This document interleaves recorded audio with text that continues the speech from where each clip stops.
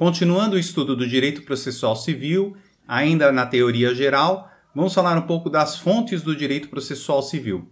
Lembrando que na aula da LINDB A1030, nós falamos de forma mais genérica em relação às fontes do direito. E para acessar essa aula, basta clicar no card respectivo.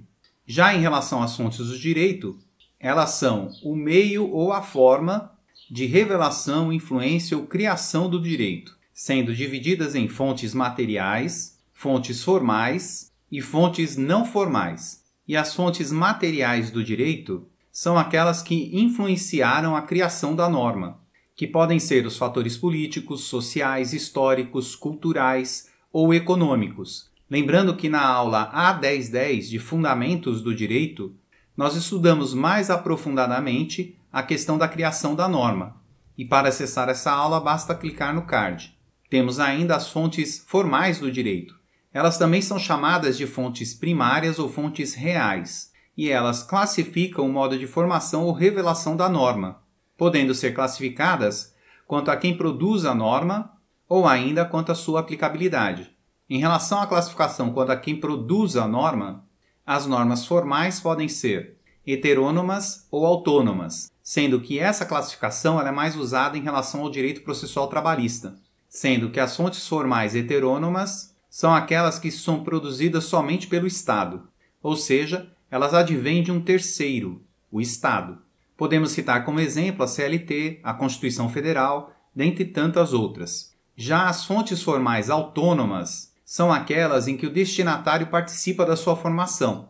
E como exemplo podemos citar os dissídios coletivos. Já em relação às fontes formais quanto à sua aplicabilidade, são classificadas em fontes formais imediatas ou mediatas. As fontes formais imediatas têm lastro no artigo 5º, inciso 2 da Constituição Federal, que afirma que ninguém será obrigado a fazer ou deixar de fazer alguma coisa senão em virtude de lei.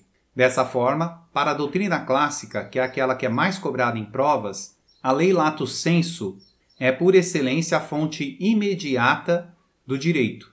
E aqui é importante citar que a analogia legis também é considerada fonte imediata do direito. Isso porque a analogia legis utiliza na lacuna a própria legislação para suprir.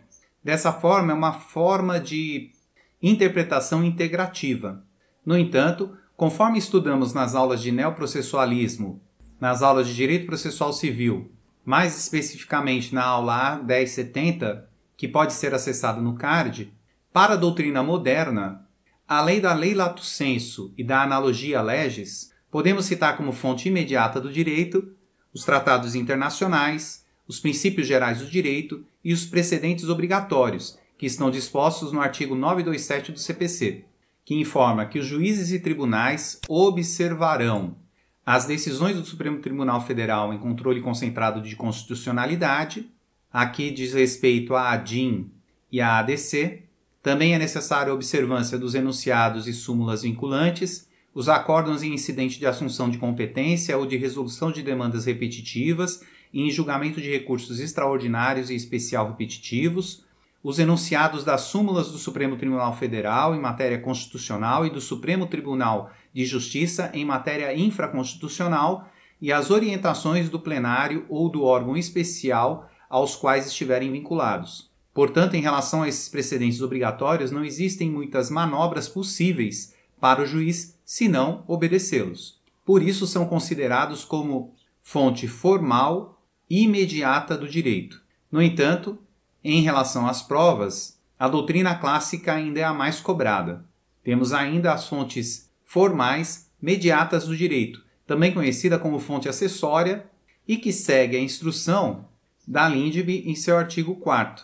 Lembrando que a fonte mediata ela é utilizada para a integração legal, que é diferente da interpretação da lei, ou seja, ela é usada quando existe uma lacuna legal. E o artigo 4º informa que quando a lei for omissa, o juiz decidirá o caso de acordo com a analogia, os costumes ou os princípios gerais do direito. Assim, para a doutrina clássica, que é aquela mais cobrada em provas, teremos que as fontes formais mediatas são a analogia iuris, os costumes, os princípios gerais do direito. Observe que o texto não fala sobre súmulas vinculantes, controle concentrado do STF, decisões de efeito vinculante ou mesmo a equidade. No entanto, a doutrina clássica ainda coloca estes institutos como fonte formal mediata. Para a doutrina moderna, que vem sofrendo atualizações diante do neoprocessualismo, as fontes formais mediatas são a analogia iuris, os costumes e a equidade. Lembrando que a equidade é aplicada em determinados casos especificados em lei, conforme o artigo 140, parágrafo único do CPC, que diz que o juiz não se exime de decidir sobre a alegação de lacuna ou obscuridade do ordenamento jurídico, e ainda que o juiz só decidirá por equidade nos casos previstos em lei.